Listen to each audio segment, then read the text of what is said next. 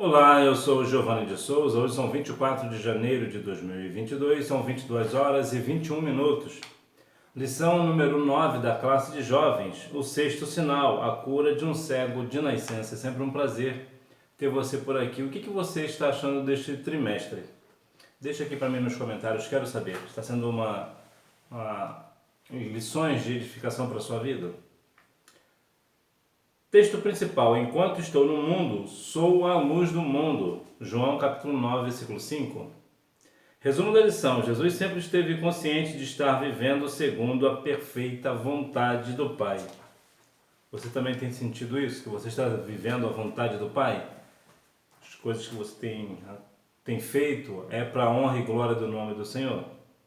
Introdução: Jesus está de volta à Judéia, outra vez em Jerusalém. Ele prossegue seu ministério no centro religioso e político de Israel.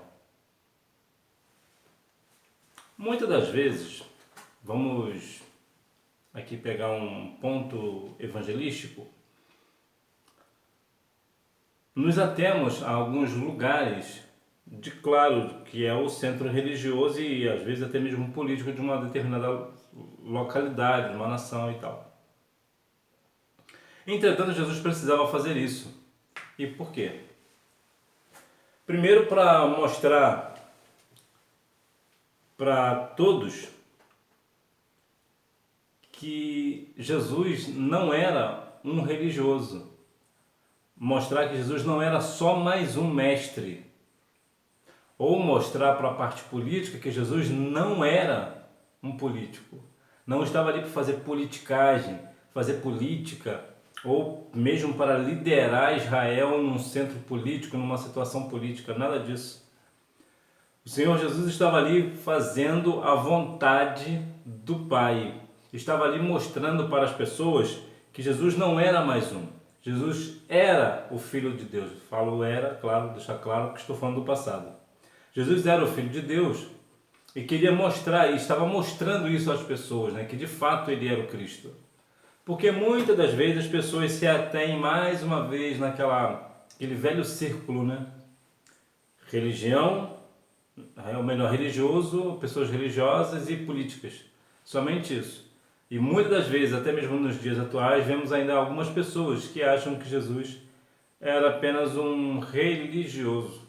Ele não passava de um religioso, ainda não entenderam o real motivo de que Cristo veio ao mundo. Portanto, Jesus estava ali no centro de Jerusalém, ali no centro de Israel, justamente no centro político e religioso, para mostrar que de fato, que mesmo no ambiente religioso, Jesus não era religioso. Mesmo no ambiente político, Jesus não fazia política. Por quê? Porque Jesus era diferente.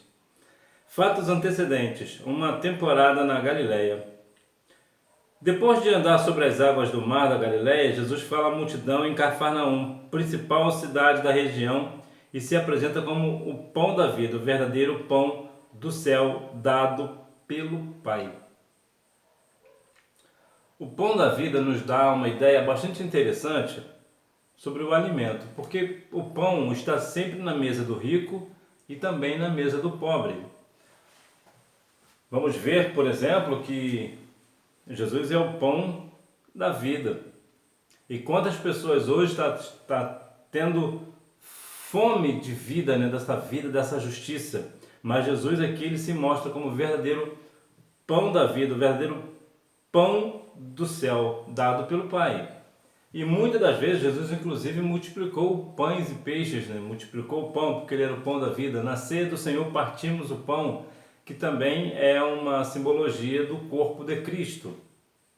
E é até interessante falar que a ceia do Senhor nós entendemos bem, que fala-se muito do cálice, né? Que o cálice representa o sangue de Jesus, que nos purifica de todo pecado e que nos dá a salvação, mas pouco se fala sobre o pão na verdade, né? Sobre a questão do corpo, né? O corpo de Cristo também nos traz a ideia de cura, de enfermidades, né?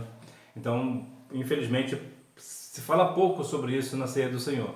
Mas vemos aqui então Jesus, o pão da vida, tanto na multiplicação dos pães, que ele fez um milagre, porque ele é o pão da vida, e também até mesmo na ceia do Senhor, ele, pão da ceia do Senhor também simboliza o corpo de Cristo, portanto também simboliza Cristo. Então veja que muitas pessoas têm ainda padecido necessidade espiritual no âmbito de alimento em si, né? Porque não tem falado de Cristo, né? As pessoas na igreja muitas das vezes pregam sobre tudo, menos sobre Cristo, que é o pão da vida, menos a mensagem principal, que é Cristo. As pessoas não têm pregado e por isso muitas pessoas têm perdido a graça da salvação. Não é chegado o meu tempo. Não podemos nos deixar afetar por qualquer insinuação, provocação ou desprezo. Quando vivemos segundo a vontade de Deus, devemos permanecer firmes em nossos propósitos, como Jesus, que jamais se abalava, sempre estava convicto de estar obedecendo e agradando ao Pai.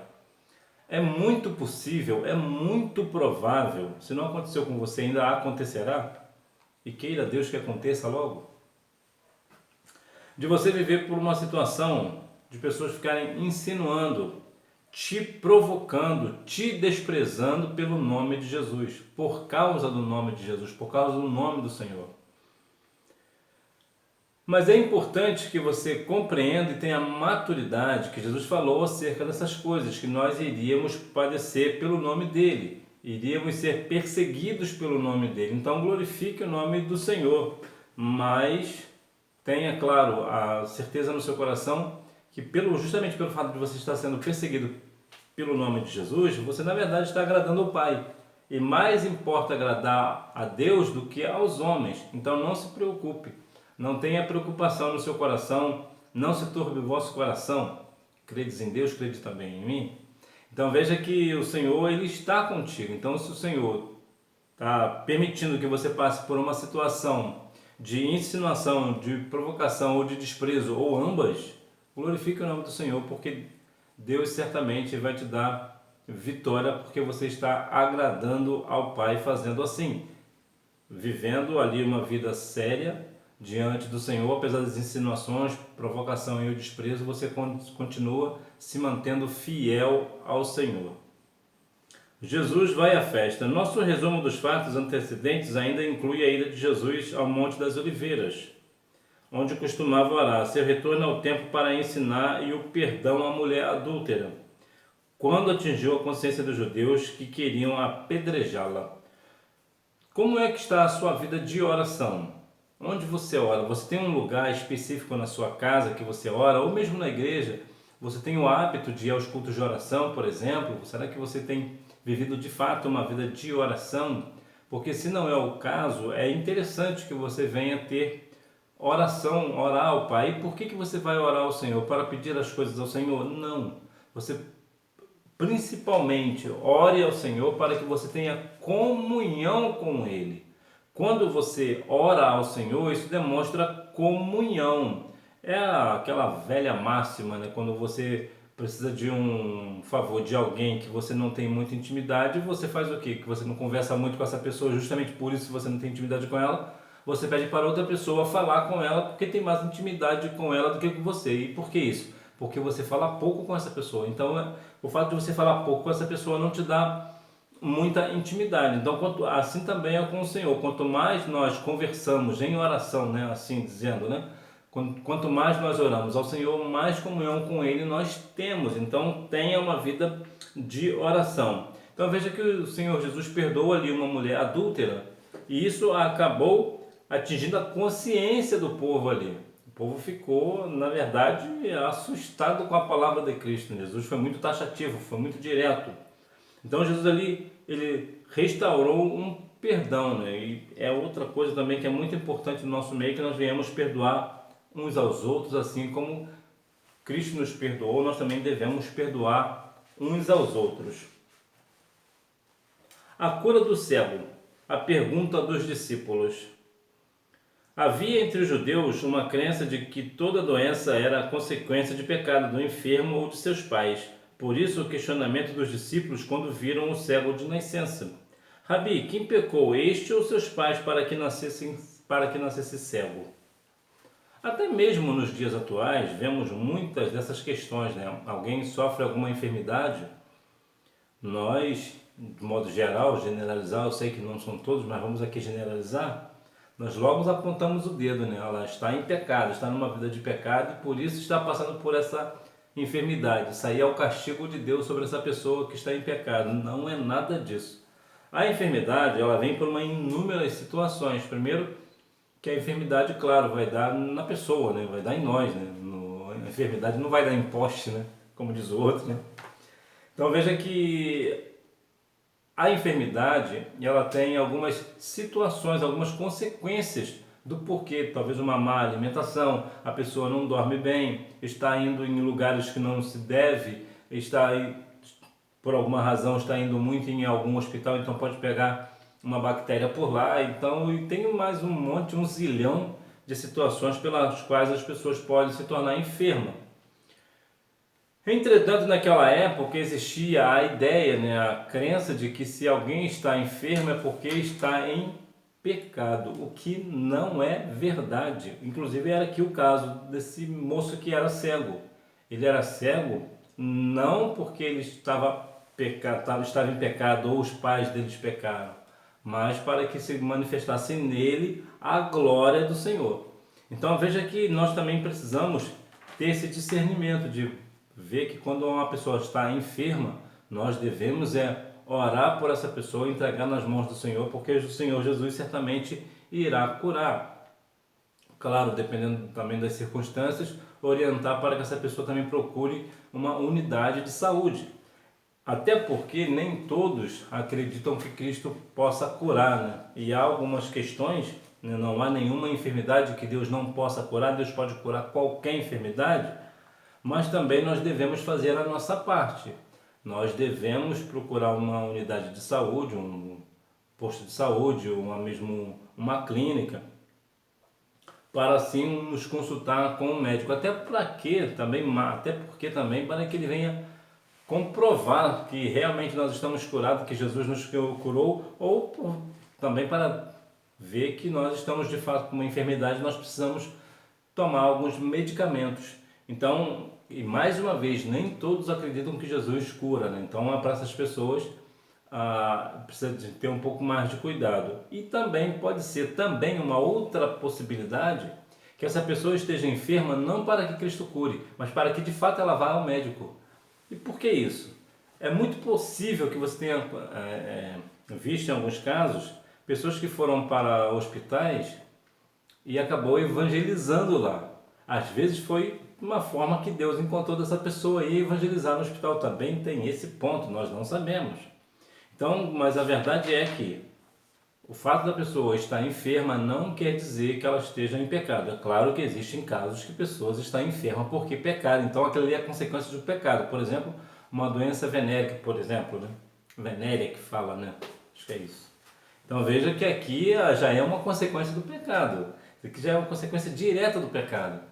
Então, veja que, mas isso aqui é uma exceção e algumas outras exceções. Então, nós precisamos ter cuidado e não ficar apontando e julgando que uma pessoa está enferma é porque está em pecado. A gente precisa ter cuidado com esse negócio.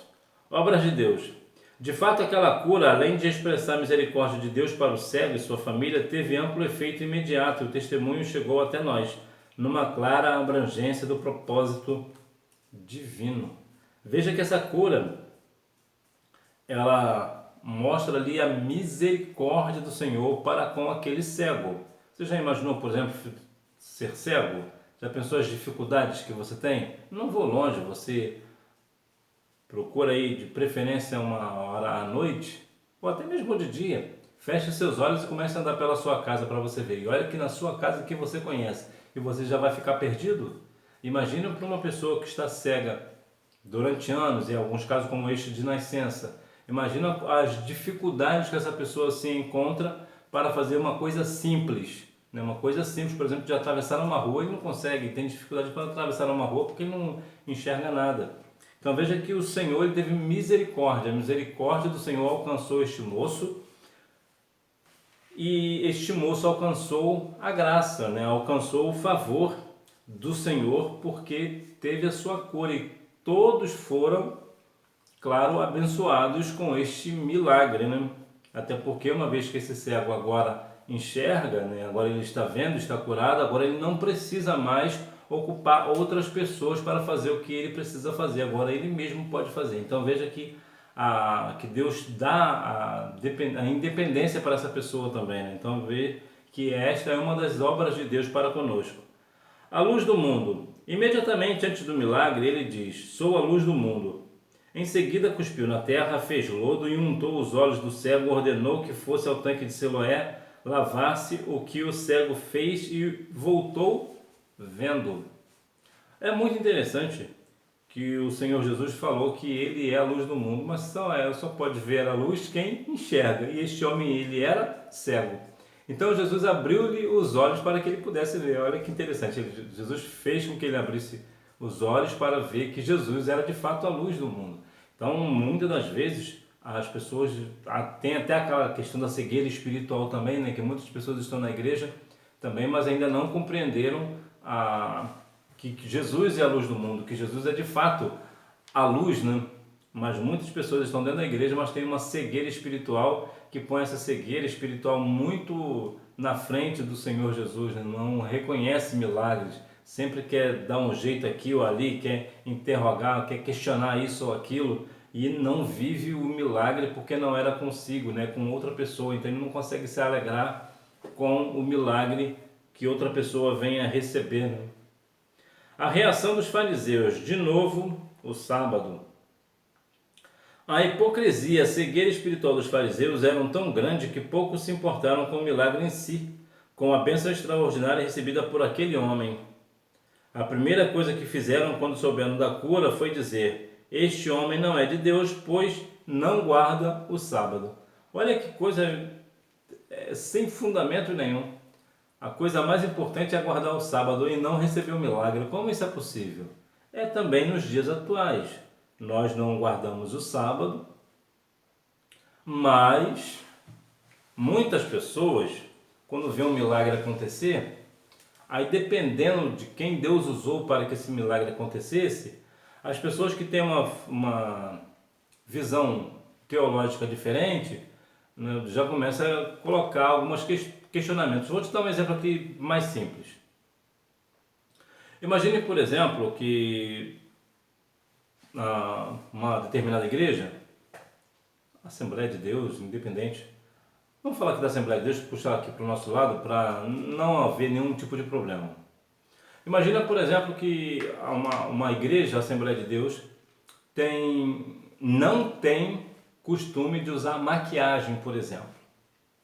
Aí uma pessoa, uma mulher, vem para essa igreja trazer uma palavra. E essa mulher está usando algum tipo de maquiagem. Mas, mesmo assim, o Senhor opera um milagre no meio daquele povo através dessa pessoa, dessa mulher que veio de uma outra igreja, de uma outra Assembleia de Deus, que lá tem o costume de usar maquiagem. Qual é a primeira coisa que as pessoas vão questionar? Essa pessoa que veio, Deus operou um milagre, mas eu não aceito esse milagre que Deus operou aqui porque essa pessoa usa maquiagem. Isso aqui é só para te dar um exemplo bem prático aqui para nós. E por que as pessoas fazem isso? Porque não conseguem viver o milagre do outro, não conseguem se alegrar com a alegria do outro. Lembra que a Bíblia diz? Alegrai com os que se alegram e chorai com os que choram. Não, a gente não quer se alegrar porque o milagre não aconteceu comigo, então eu não vou me alegrar. Eu só me alegro quando o milagre acontece comigo, com os outros eu não vou me alegrar.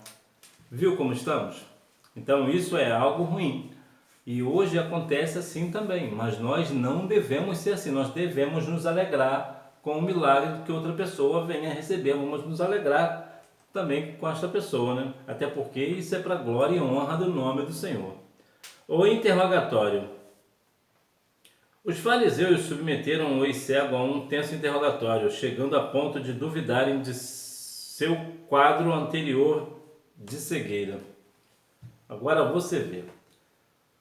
Este homem agora tem um problema. E qual é o problema deste homem cego? É porque agora ele está vendo, agora ele foi curado. Então, por ele estar curado, agora ele tem um problema, que é responder os questionamentos que as pessoas fazem, não aquele questionamento saudável que vai fazer com que a pessoa cresça e aprenda, mas um questionamento para fazer a pessoa se tentar diminuir. É um questionamento de dúvida, é um questionamento para fazer com que o nome do Senhor não seja glorificado. Então veja que aqui agora este homem tem que ficar respondendo questionamentos completamente sem sentido, sem nenhum valor.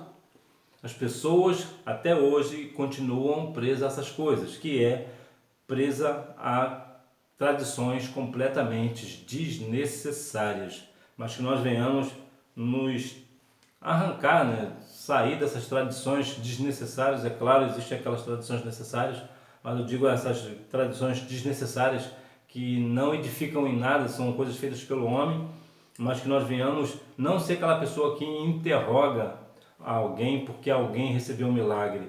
Vamos, se for para interrogar, que nós venhamos interrogar para fazer o que essa pessoa fez para receber um milagre, talvez assim nós também, fazendo o mesmo, nós também venhamos receber um milagre, né? Vamos ter fé no Senhor. A fúria dos fariseus. Não é comum pessoas que se consideram mais espirituais que outras serem rudes, duras, inflexíveis e até violentas. Muitas pessoas que se julgam mais espirituais do que outras, e essas outras, quando recebem algo, essas pessoas que se acham superiores, fazem muitos questionamentos e também têm uma conduta muito rude, muito dura, inflexível e até violenta, você vê. Por quê? Porque não aceitam que outra pessoa recebeu um milagre e ele, que é tão espiritual assim, não recebeu. Por que será, hein? Porque nem tudo que se apresenta como espiritual é de fato espiritual. Há muitas pessoas, principalmente as pessoas que têm essa questão de tradições, se agarram na tradição, mas se desapegam de Cristo, não se apegam a Jesus. Então veja que eles estão mais presos a tradições do que a Cristo. Então por isso não recebem o milagre. Por quê? Porque vivem uma vida de tradição. Acham que o Senhor funciona somente de um jeito. Se esquecem que o Senhor, Ele é dono de tudo, de nossa vida. Ele faz do jeito que Ele bem compreender. Você vê aqui que o Senhor Jesus cuspiu no chão e fez com que aquele homem voltasse a ver. E outro caso, que o Senhor Jesus vai abrir os olhos de alguém, Ele fez da mesma maneira. Ele sempre faz formas diferentes. É claro que uma coisa ou outra ele pode até fazer igual, mas você vê que, de uma forma geral, o Senhor sempre age de maneira diferente. Lembra a viúva de Naim? Estava indo sepultar o seu filho. O Senhor Jesus parou a multidão e disse: não chora. Como assim? Como você vai falar para uma mãe não chorar uma vez que ela está indo sepultar o seu filho? Olha que o milagre que Jesus fez. E o Senhor Jesus ressuscitou aquele jovem. Então veja que o Senhor, Ele não depende de situações humanas para reagir, para fazer algo. Ele não precisa de tradição humana para agir. O que o Senhor requer de nós é que nós tenhamos fé em Cristo. Uma vez que nós temos fé em Cristo, uma mulher do fluxo de sangue, por exemplo, estava junto a Cristo e não devia.